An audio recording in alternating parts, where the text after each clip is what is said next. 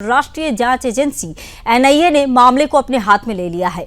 Forensic team ने मौके से 42 अहम साक्ष्य इकट्ठा किए हैं, जिनमें कार के टूटे हुए हिस्से तथा एक गैस सिलेंडर शामिल हैं, ताकि विस्फोटक की प्रकृति और स्रोत का सटीक पता लगाया जा सके। इस बीच आपको एक और बड़ी खबर हम आपको बता दें कि एनआईए ने इस जांच टीम को आगे बढ़ाने के लिए दिल्ली ब्लास्ट जांच के लिए एनआईए टीम का गठन किया गया है, जिसमें एनआईए एडीजे विजय सखरे के नेतृत्व में टीम बनाई जा रही है। 10 अधिकारियों की टीम बनाई गई है। अधिकारियों की टीम दिल्ली ब्लास्ट की जांच के लिए इस टीम का गठन किया गया है। जांच के आंकड़ों की अगर हम बात करें तो बता दें कि विस्फोट में प्रयुक्त विस्फोटक की विशेषताएं इतनी गंभीर है कि एजेंसियों को हाई ग्रेड मिलिट्री क्वालिटी विस्फोटक के इस्तेमाल का संदेह है और इस कारण जांच और भी संवेदनशील तथा व्यापक हो गई है। I-20 कार को घटनास्थल से पहले कई इलाकों में ट्रैक किया गया, जिसमें कनॉट प्लेस और मयूर विहार भी शामिल हैं और ये गाड़ी कुछ समय अल-फलाह यूनिवर्सिटी के परिसर में भी खड़ी रही थी।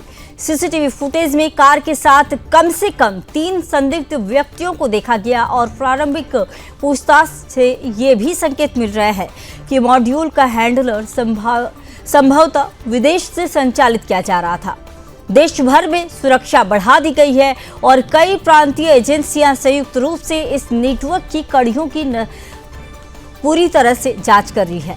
गुजरात एटीएस और राजस्थान की जांच में हथियार की सप्लाई से जुड़े कड़ियों का खुलासा भी हुआ है। ऐसे संकेत मिल रहे हैं कि कुछ खेपें सीमा पार ड्रोन के जरिए भेजी गई थी, जिस पर विशेष नजर रखी जा रही है। शोपियां व अन्य स्थानों की अगर हम बात करें तो वहां चल रही छापेमारी में संदिग्ध व्यक्तियों तथा उनके संपर्कों के बारे में अहम जानकारियां सामने आई है। कई लोगों को हिरासत में लिया गया है। एटीएस, यूपी पुलिस और अन्य जांच दलों ने फरीदाबाद, लखनऊ मॉड्यूल की पड़ताल तेज कर दी है और कुछ चिकित्सक व अन्य पेशेवरों से पूछताछ के बाद कई साक्ष्य जब्त किए गए हैं, जिनमें लैपटॉप, मोबाइल और हार्ड डिस्क शामिल हैं। और साथ ही इस पूरे प्रकरण में जिस भी संदिग्ध कड़ियों का पता चल रहा है, उस पर कठोर कार्रवाई की जाएगी। राष्ट्रीय और अंतर्राष्ट्रीय स्तर पर भी प्रतिक्रियाएं आ रही हैं। कुछ देशों ने अपने नागरिकों को सतर्क कर दिया है, इसलिए जनता से भी अपील की जा रही है कि वे अधिकारियों के निर्देशों का पालन करें और संदिग्ध वस्तुओं तथा वाहनों की सूचना तुरंत सुरक्षा एजेंसियों को दें।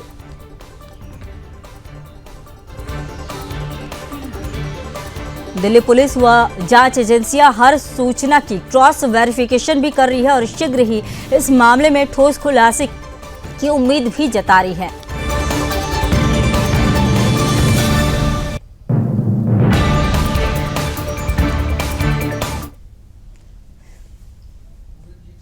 इसी खबर पर और अधिक जानकारी के साथ मेरे सहयोगी अंशुमन जुड़ चुके हैं। अंशुमन, सबसे पहले तो ये बताइए कि लखनऊ में इस मामले में अभी तक क्या कुछ कार्रवाई हुई है?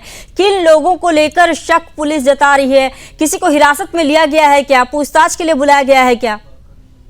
देखिए, अभी तक जो जानकारी सामने आ रही, जो टीएस के सूत्रों ने जानकारी दी है संगीता, उससे ये पता लग रहा है कि जैसे डॉक्टर परवेज को उन्होंने उठाया, शाहीन की बहन को उन्होंने उठाया है, उससे पहले शाहीन को उन्होंने उठाया था, उनसे बराबर बातचीत कर रही है, जांच एजेंसियां, सुरक्षा एजेंसियां उनसे बात कर रही हैं, ये जानने का प्रयास कर रही हैं कि इतना बड़ा जखीरा उनके पास कैसे आया और किस तरह से वो लोग तैयार हुए, कौन वैसे लोग थे जो उनको जोड़ना चाहते थे जैश से। देखिए, अब तक ये था कि लोग कहते थे कि कुछ जम्मू कश्मीर के अलगाववादी लोग हैं, वो इस घटना में शामिल हो जाते हैं, भारत के विरोध में शामिल होते हैं, लेकिन डॉक्टरों का शामिल होना ये एक बड़ा गंभीर विषय सामने आ गया है। इससे लोगों की सोच तक हिल गई है। लोग ये विश्वास नहीं कर पा रहे हैं जी, डॉक्टरों के साथ जो टेरर शब्द जुड़ गया है। देखिए, हम जिम्मेदार चैनल होने के नाते ये बात हमने कई बार उठाई है, इसको चैनल के माध्यम से भी, व्यक्तिगत तौर पे भी, कि सार्वजनिक क्षेत्रों में जो लोग नौकरी कर रहे हैं, चाहे वो सरकारी क्षेत्र हो चाहे निजी क्षेत्र हो, उसमें जो ये विशेष ड्रेस कोड पहन के आते हैं, बुर्का पहन के आते हैं, नकाब पहन के आते हैं, या उनकी बकरा दाढ़ी होती है, या उनके जालीदार टोपी पहन के आते हैं, ऊंची ऊंची सलवार पहन के आते हैं, इन पे रोक लगाई जाए, क्योंकि कहीं ना कहीं ये प्रभावित करती है लोगों की सोच को और ये लोग एक अपना प्लान जो है एग्जीक्यूट करने में सफल हो जाते हैं। मानसिक रूप से ये सब एक तरह से तैयार हो जाते हैं कि देखिए, हम इस विशेष चीज हैं, हम विशेष लोग हैं, हम जिहादी लोग हैं, हमारी सोच अलग है और हमारा एक मकसद है, उसी को लेकर ये लोग सामने आते हैं। लखनऊ में भी इस प्रकार की बड़ी बात कही गई। हम लोगों ने कई बार ये जांच, कई बार खबरें भी करी हैं इस पे और बताया है कि संवेदनशील क्षेत्रों में, चाहे वो लखनऊ की छावनी क्षेत्र हो, चाहे वो विधानसभा का क्षेत्र हो, चाहे वो बड़े बड़े पुल हों या बड़े व्यस्त जगह हों, वहां पे कश्मीरी लोग आकर के ड्राई फ्रूट बेचने के नाम पे हर 10-10 कदम की दूरी पे बैठते हैं। देखिए, खबरें अंशुमन जी ये भी आ रही थी कि जो आरएसएस मुख्यालय है उस पर भी जो है मेन तो टारगेट वही था, लेकिन आनन फानन में इस तरह से घटनाएं दिल्ली में की गई है, इस तरह की घटना दिल्ली में घट गई। इसको लेकर कोई जानकारी अगर हो आपके पास? एजेंसियों ने इसको ये मामला पकड़ लिया था जी कि यहाँ क्या कहते हैं कि ये इस तरह की घटना को अंजाम देने की तैयारी चल रही है जी। उन्होंने उस तैयारी के अंजाम को तैयारी करते हुए उन्होंने जगह जगह छापे मारे, लेकिन इसी से घबरा गए, कई लोग पकड़े गए हैं, कई लोगों से पूछताछ हुई। उसके बाद ये जब ये अमर ये जान गया कि हम कुछ ना कुछ करना ही पड़ेगा, नहीं तो हम लोग पकड़ जाएंगे, ऐसे ही मारे जाएंगे, तो वो दिल्ली आया। दिल्ली आकर के उसने एक धमाका किया। हालांकि ये बिल्कुल सच बात है कि एक बड़े धमाके की उम्मीद थी इन लोगों से, इन लोगों ने बड़ा धमाका करने की साजिश रची थी, लेकिन वो वहां तक पहुंच नहीं पाए। जांच एजेंसियों ने उनको पहले से ही रिकॉर्ड कर रखा है। देखिए, इसमें कोई दो राय नहीं है कि ये एक घटना बड़ी हो गई है, लेकिन इसमें जांच एजेंसियों की तारीफ भी करनी पड़ेगी कि उन्होंने लगातार इसको ट्रेस करने का प्रयास किया और वो अपने लक्ष्य तक पहुंच ही गए थे, लेकिन उससे पहले पहले ये एक चूक जो हो गई और दिल्ली में इस प्रकार की आगे बड़ी घटना वो करके चला गया। लेकिन अभी भी बिल्कुल घटना तो बड़ी है, एक जान जाए या फिर 10 जाए या फिर 20 जाए, किसी के भी जान की क्षति होनी बड़ी ही हो जाती है। अंशुमन जी ये भी खबर आ रही है कि लखनऊ के जेल में सुरक्षा बढ़ाने की खबर सामने आ रही है, तो किन किन संवेदनशील जो जेल है जहां पर ज्यादा मतलब बदलाव किया गया है, किस संख्या तक कैदियों को अलग रखा जा रहा है, इसकी कोई अपडेट हो? देखिए, लखनऊ जिला जेल से जो मेरे सूत्रों ने जानकारी दी है, विशेष इनको, क्योंकि वहां पे कम से कम 2 दर्जन के लगभग आतंकवादी जो हैं और संदिग्ध लोग हैं वो वहां पे बंद हैं, उनके लिए एक अलग व्यवस्था की जा रही है, क्योंकि जो वहां पे अंदर भी जेल में बंद लोग हैं उसमें से कई अपराधी तो ऐसे हैं जो एंटी नेशनल लोगों को बर्दाश्त नहीं करते हैं, और इससे और इनको प्रशासन को लग रहा है, जेल प्रशासन को ये लग रहा है कि अगर आतंकवादियों को उनके साथ छोड़ा जाएगा तो कहीं उनके साथ में कुछ मारपीट ना हो जाए या उनके साथ कुछ दुर्घटना ना घट जाए। तो इस बात को लेकर के ऊपर से मुख्यमंत्री जी ने आदेश दिए हैं कि इनके लिए विशेष व्यवस्था की जाएगी, इनको कड़ी निगरानी में 24 घंटे रखा जाएगा और इनके पल पल की खबरें जो हैं वो ऊपर प्रशासन को जाएंगी। तो अभी जो व्यवस्था है, अभी जो जेलों की व्यवस्था है, लखनऊ जेल के अलावा सहारनपुर में भी इस तरह की घटना देखा जा रहा है, क्योंकि वहां पे भी लोग वहां से भी जुड़े हुए पाए गए हैं। तो इस सारी जेलों में विशेष व्यवस्था की जा रही है। जेल जो निदेशक हैं उनको भी इसकी कहा गया है सख्ती करने के लिए। जेल मंत्री भी इसमें मुख्यमंत्री के आदेशों का पालन कर रहे हैं।